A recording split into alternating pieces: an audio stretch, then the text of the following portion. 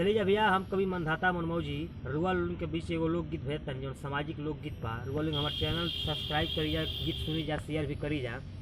माई बाबू छोड़े अलगा होई गईले बबुआ की भइल बाड़े हो।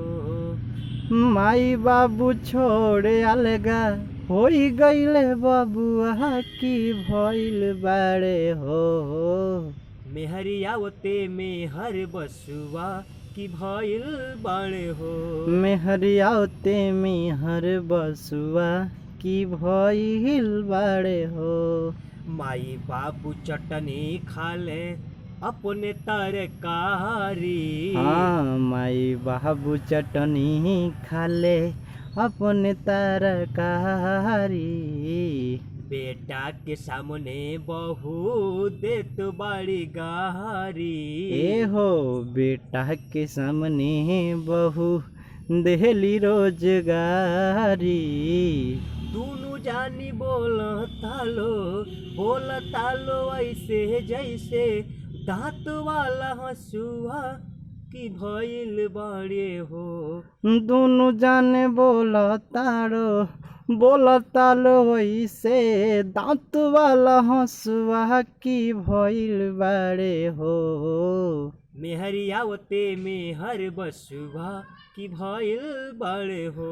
मेहरियावते में हर बसुआ की भइल बाड़े हो। मेहरी के बात माने जमन फरमावे। मेहरी के बात माने जमन फरमावे। रोज रोज संगे बाजार घुमावे।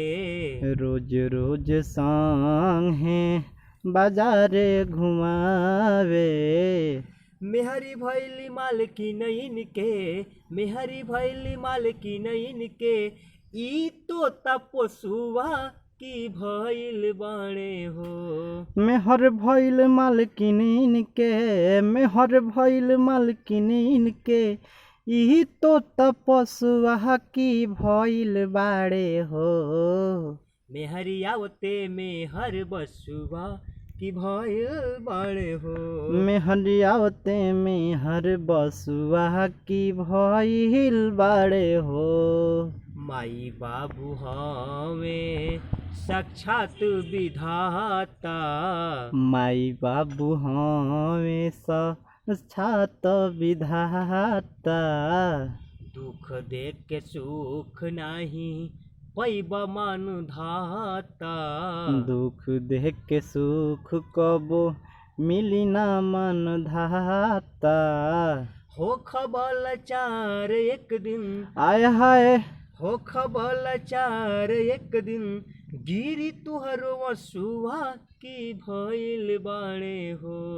हो खबल चार एक दिन, ओहो हो खबल चार एक दिन, गिर तोहर हंसुआ की भइल बाड़े हो।